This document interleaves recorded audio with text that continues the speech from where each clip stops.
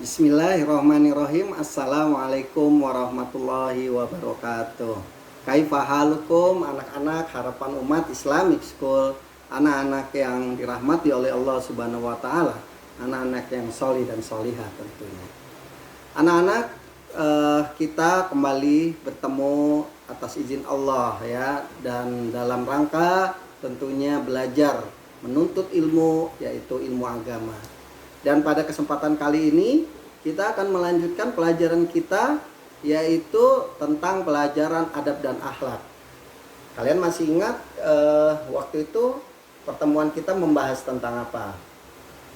Ya betul, yaitu membahas tentang adab-adab makan. Nah sekarang kita akan membahas tentang bagaimana adab-adab minum.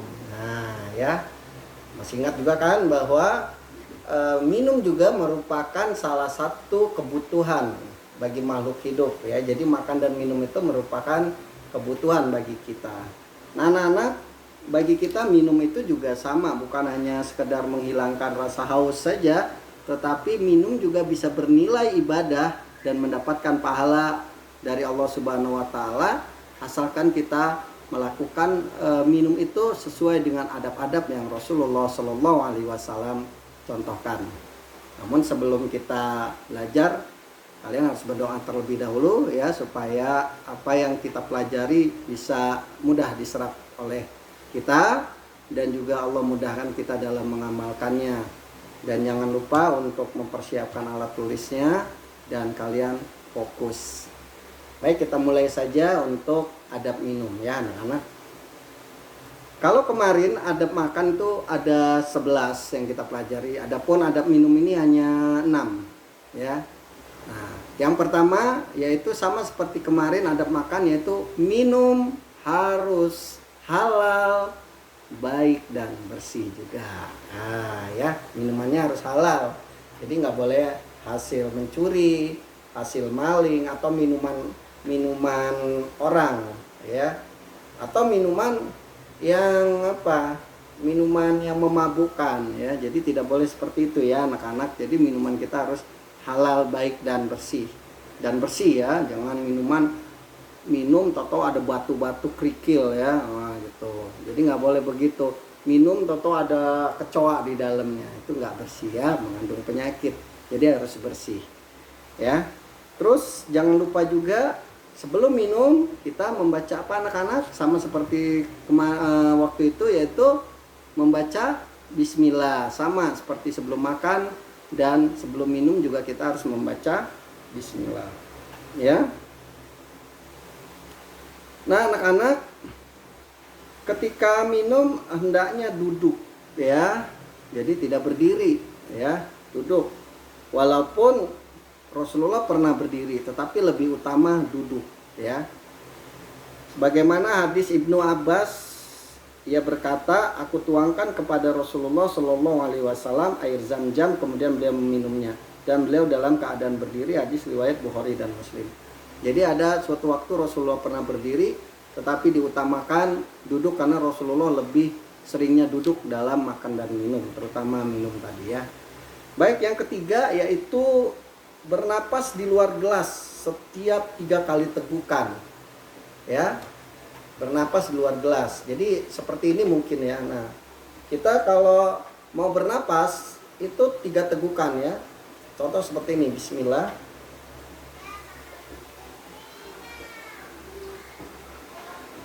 bernapas, jadi 3 tegukan ya. Terus kalau mau minum, minum lagi ya, seperti itu. Jadi jangan seperti ini ya, minum terus geluguk geluguk geluguk geluguk geluguk. Nah ya, nanti kita ngep ya, ntar kayak sapi di gelonggong dikasih air geluguk geluguk geluguk ya. Tidak, jadi kita cukup 3 tegukan, geleg geleg geleg, terus berhenti, terus kalau haus minum lagi ya. Jadi 3 tegukan anak-anak ya, supaya ada pernapasan kita juga baik ya. Karena Rasulullah Shallallahu alaihi wasallam itu bersabda ya, di sini innan nabiyyi kana yatanaffasu fisyarabi salasan. Adalah Rasulullah Shallallahu Alaihi Wasallam bernapas di luar gelas sebanyak 3 kali. Jadi artinya dia di luar gelas napasnya ya, banyak 3 kali tegukan napas. Hadis riwayat Bukhari dan Muslim. Nah yang keempat, tidak bernapas di dalam gelas anak-anak. Ya, nah ini jadi tidak bernapas di dalam gelas ya. Ya, sebagaimana Rasulullah Shallallahu Alaihi Wasallam bersabda, "Idza saraba ahadukum fala yatanaffas fil ina." Jika salah satu di antara kalian minum, maka janganlah bernapas di dalam gelas ya. Juga di dalam hadis yang lain beliau bersabda ya, naha anin nafkhil ya, naha anin nafhi fis sarbi. Beliau melarang kami meniup air minum ya. Hadis riwayat Ahmad dan Tirmizi ya. Jadi dia tidak meniup-niup anak-anak ya. Jadi kalau minuman kita panas jangan ditiup-tiup, karena bisa jadi mulut kita ini kan mengandung bakteri dan juga mengandung karbon dioksida. Jadi penyakit yang kita masukkan. Jadi kalau kalian mau minum biarkan dingin dulu ya, atau kalian boleh kipas-kipasin. Jadi jangan tiup lagi. Waduh, ya keluar semua ences-encesnya.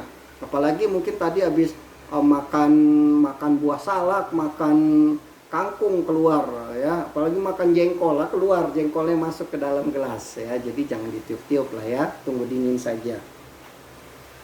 Terus yang kelima, adabnya tidak minum langsung dari mulut bejana ya. Jadi tidak minum dari mulut bejana itu maksudnya itu kalau zaman dulu itu ada semacam tempat air ya, kita minum tuh. Ada mungkin teko ya. Kalau teko itu kan ada mulutnya, kita minum di teko gitu ya. Jangan ya. Jadi seperti itu. Bejana itu tempat penyimpanan air kalau zaman dulu ada ya.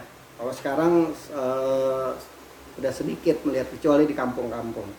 Terus yang keenam, tidak minum dari tempat yang terbuat dari emas dan perak anak-anak. Tuh. Ya, jadi kita jangan minum dari emas dan perak, walaupun kalian orang kaya, sekaya apapun, dilarang oleh Rasulullah minum dari tempat yang terbuat dari emas dan perak. Gelasnya emas, tekonya emas ya, atau terbuat dari perak ya. Jadi tidak boleh. Kenapa sih Pak kok tidak boleh? Karena di sini ada hadisnya ya. Di sini Bapak artikan Rasulullah Shallallahu Alaihi Wasallam bersabda, yang artinya barang siapa yang minum dari tempat yang terbuat dari emas atau perak, sesungguhnya dia sedang menuangkan api dari neraka jahanam ke dalam perutnya. Jadi kalau kita makan atau minum dari tempat yang terbuat dari emas, itu sama aja kita menuangkan ya, menuangkan api dari neraka jahanam ke dalam perut kita. Karena nanti kita di surga akan makan dan minum dengan menggunakan perak. Jadi kita nggak usah di dunia pakai itu ya. Jadi seperti itu dilarang, karena sama aja kita menuangkan api neraka jahanam ke dalam perut kita. Hadis riwayat Muslim. Jadi demikian ya anak-anak tentang adab minum. Mudah-mudahan apa yang disampaikan ini bisa bermanfaat buat kita dan buat orang lain, dan mudah-mudahan Allah mudahkan kita dalam mengamalkannya.